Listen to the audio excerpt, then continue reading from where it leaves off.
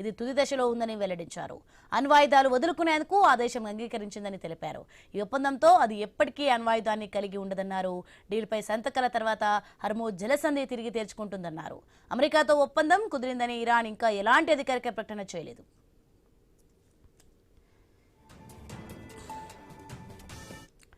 ఇక ప్రపంచ ఇంధన మార్కెట్లపై నెలకొన్న ఒత్తిడి తగ్గే అవకాశం ఉందని ట్రంప్ తెలిపారు.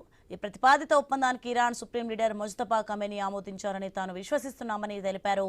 యూరప్లో ఈ వారాంతంలో డీల్పై సంతకాలు జరగవచ్చని వెల్లడించారు. ఈ కార్యక్రమానికి ఉపాధ్యక్షుడు జెడీ వాన్స్ హాజరు కానున్నారని పేర్కొన్నారు.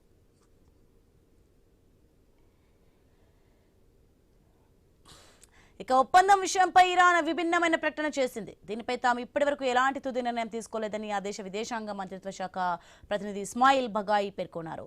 ట్రంప్ మాత్రం ఈ వారంలోనే డీల్పై సంతకాలు జరుగుతాయని ప్రకటించారు.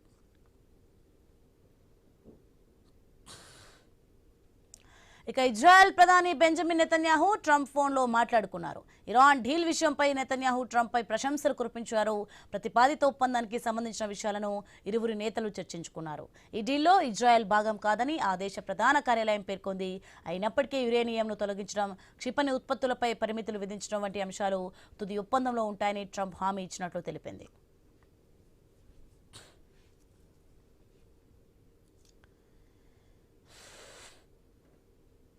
ఇక భారతీయులు ఉన్న నౌకలపై అమెరికా జరిపిన దాడులను ఇరాన్ తీవ్రంగా ఖండించింది. భారతీయుల మృతికి కారణమైన ఈ దాడులను క్రూరమైనవిగా బగాయి అభివర్ణించారు. మృతుల కుటుంబాలకు సానుభూతి వ్యక్తం చేశారు. ప్రపంచ శాంతి భద్రతకు ముప్పుతో పాటు నౌకాయాన స్వేచ్ఛకు అంతరాయం కలిగిస్తోన్న అమెరికా చర్యలను అంతర్జాతీయ సమాజం ఖండించాలని పిలుపునిచ్చారు.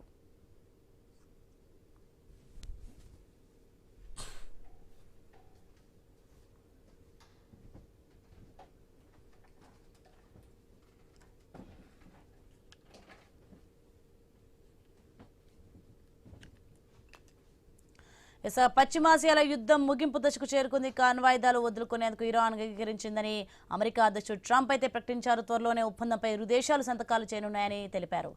ఇదే అంశానికి సంబంధించి మనతో పాటు మాట్లాడడానికి మన్నెం కోటేశ్వరరావు గారు ఉన్నారు. నమస్తే అండి మన్నెం కోటేశ్వరరావు గారు. నమస్తే. మొత్తానికి ఎలా చూడంటారు? పశ్చిమాసియాలో యుద్ధం ముగిసినట్టేనా? ముగిసినట్టు ఎవరు చెప్పలేరు. ట్రంప్ పచ్చి అబద్ధాల కోరు. ముగిసిపోయింది, ఒప్పందం కుదరబోతుందని చెప్పి ఇది 38వ 39వ చెప్పాడు. అందువలన సంతకాలు జరిగేంత వరకు ముగిసింది అని చెప్పలేము. సంతకాలు జరిగిన తర్వాత కూడా మళ్ళా దాన్ని అమెరికా ఉల్లంఘించదు అనేటువంటి హామీ ఏమీ లేదనేది ముందుగా గమనించాలి. 2, ట్రంప్ అబద్ధం నెంబర్ 1 ఏంటంటే ఇరాన్ అణ్వాయుధాలను కలిగి ఉండదు అని చెప్పడం పచ్చి అబద్ధం. 1, 1968లోనే మేము అణ్వాయుధాలను తయారు చేయము అని అణ్వస్త్ర వ్యాప్తి నిరోధక ఒప్పందం మీద ఇరాన్ సంతకం చేసింది. ఆ ఒప్పందానికి ఇప్పటికీ కట్టుబడి ఉంది. అయితే అణుశుద్ధి కార్యక్రమాన్ని మేము నిలిపివేసేది లేదు, అది మా హక్కు, మా గణతంత్ర హక్కు అని చెప్పేసి ఇరాన్ ఇప్పటికీ చెప్తా ఉన్నది. ఆ అణుశుద్ధి కూడా మానేయాలి, శుద్ధి చేసినటువంటి యురేనియం ని మాకు అప్పగించాలనేటువంటిది ట్రంప్ చేస్తున్నటువంటి డిమాండ్. దానికి ఎట్టి పరిస్థితుల్లోనూ అంగీకరించేది లేదని ఇరాన్ గతంలోనే చెప్పింది. ఇప్పటికీ దానికి కట్టుబడి ఉంది. అందుకని ట్రంప్ లేనిపోని లేదా వక్రీకరణలతో కూడినటువంటి ప్రకటన చేయడం ట్రంప్కి వెన్నతో పెట్టినటువంటి విద్య.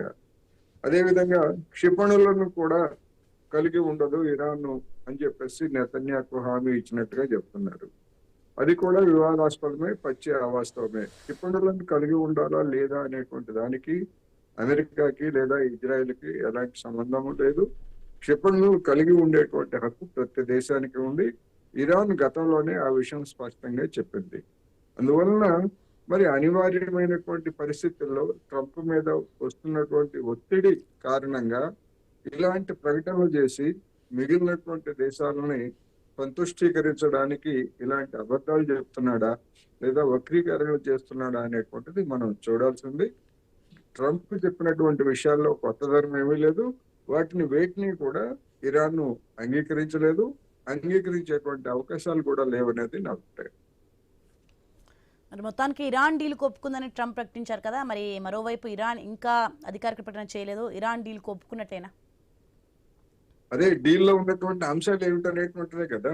డీల్లో ఉన్నటువంటి అంశాల గురించి గతంలో ఇరాన్ కొన్ని ప్రతిపాదనలు చేసింది, అదేవిధంగా అమెరికా కొన్ని ప్రతిపాదనలు చేసింది. ఇరాన్ ఏమని అడుగుతా ఉంది, మేము అణ్వాయుధాలను తయారు చేయం, అయితే అణు శుద్ధి కార్యక్రమం అనేటువంటిది అది మా హక్కు, దాన్ని మేము కొనసాగిస్తాము.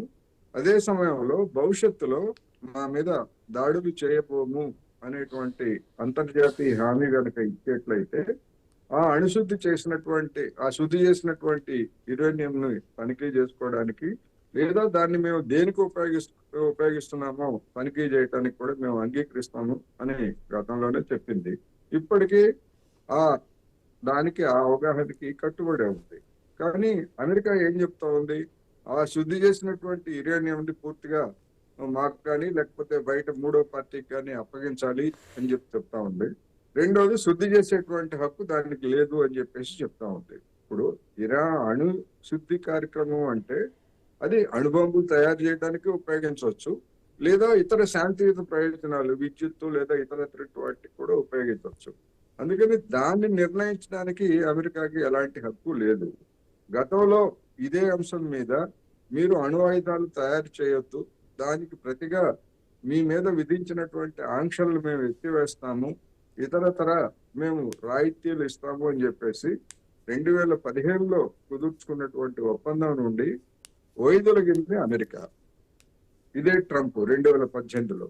ఇప్పుడు మళ్ళా ఆ పాత అంశాలనే మళ్ళా తిరగదోడుతూ మీరు పూర్తిగా మా షరతుల మీద ఒప్పందం మీద సంతకం చేయండి అని చెప్పేసి డిమాండ్ చేస్తున్నాడు.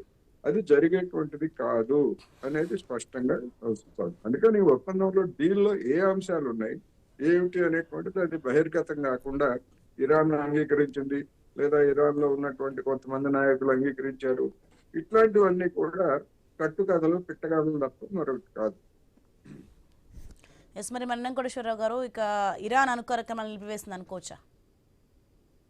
ఇరాన్ అణు కార్యక్రమం ఎప్పుడు చేపట్టలేదు. అణుశుద్ధి వేరు, అణు కార్యక్రమం వేరు.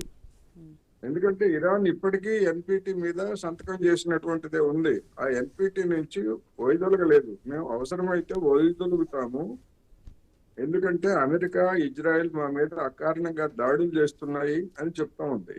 అందుకని ఇప్పటికీ అణువు బాంబు కార్యక్రమం ఇరాన్ వద్ద లేదు. అఫీషియల్ గా, అన్అఫీషియల్ గా తయారు చేయగలదా లేదా అంటే తయారు చేయగలదు, అందులో ఎలాంటి సందేహం లేదు. అలా తయారు చేయగలిగినటువంటి సామర్థ్యం దానికి ఉంది కనుకనే ఇవాళ అమెరికా లేదా ఇజ్రాయెల్ ఇంతకు మించి దాడులు చేయడానికి అవి భయపడుతున్నాయి. అందుకని వంతి ఇప్పటికీ అమెరికా, ఇజ్రాయెల్ కోర్టులోనే ఉంది. రెండోది, ఇజ్రాయెల్ ఏమంటా ఉంది, ఈ ఒప్పందంతో మాకేం సంబంధం లేదు అంటా ఉంది. మరి మాకేమి సంబంధం లేదన్నటువంటి ఇజ్రాయెల్ మరి అమెరికాతో కలిసి ఫిబ్రవరి 28న దాడులు ఎందుకు చేసింది? లేదా ఇరాన్ కి మద్దతు ఇస్తున్నారనేటువంటి పేరుతోటి లెబనాన్ మీద దాడులు ఎందుకు చేస్తా ఉంది? అందుకని ఇవన్నీ కూడా పీఠముడులు. ఈ పీఠముడులు వేడకుండా ఇరాన్ ఒప్పందాన్ని అంగీకరించేటువంటి సమస్య లేదు. లెబనాన్ మీద, హిజ్బుల్లా మీద దాడులు ఆపివేయడం కూడా శాంతి చర్చలు లేదా ఒప్పందంలో భాగమే అని తొలి నుంచి ఇరాన్ చెప్తా ఉంది. అది లేకుండా ఇరాన్ ఒప్పందం కుదుర్చుకుంటుందని నేనైతే అనుకోవట్లేదు. ప్రపంచంలో ఎవరు కూడా అటువంటి పరిస్థితి లేదు అనేది చెప్తున్నారు. మరి ఇక హర్మోజ్ జలసంధి గుండా ఇక ఆయిల్ అండ్ గ్యాస్ నౌకల రవాణా సాఫీగా సాగుతుంది అనుకోవచ్చా? సాగుతుందని ఎట్లా ఎవరు చెప్పగలరు? ఇరాన్ ఆంక్షలు ప్రకటించింది, మళ్ళా మొత్తంగా మేము మూసివేస్తున్నామని చెప్పింది. ఇప్పుడు అమెరికా కనుక అక్కడ తగ్గితే, అమెరికా వెనక్కి తగ్గితే ఇరాన్ కూడా తన మిత్ర దేశాలకు, అంటే భారత్, చైనా లేకపోతే ఇతరతర తన మిత్ర దేశాలుగా ఉన్నటువంటి వాటి నౌకలని రవాణాకి అనుమతించేటువంటి అవకాశం ఉంది. కానీ అమెరికాయే మనకు సరఫరా, మన కోసం ప్రయాణిస్తున్నటువంటి చమురు ట్యాంకర్ల మీద అమెరికాయే దాడి చేస్తుంది 3 సార్లు. 3 భారతీయ నావికుల్ని చంపేసింది. అందుకని ఏ రీత్యా చూసినప్పటికీ మొత్తం వీళ్ళని కూడా అమెరికా వైపే కనిపిస్తున్నాయి. అందుకని అమెరికా మరి డొనాల్డ్ ట్రంప్ ఈ నాటకం ఎందుకు ఆడుతున్నాడు అనేటువంటిది పెద్ద ప్రశ్న. ఇది ఏ విధంగా ముగుస్తుంది అనేటువంటిది మనం చెప్పలేము. ట్రంప్ మాటలను అస్సలు నమ్మలేము అనేది నేను చెప్తాను.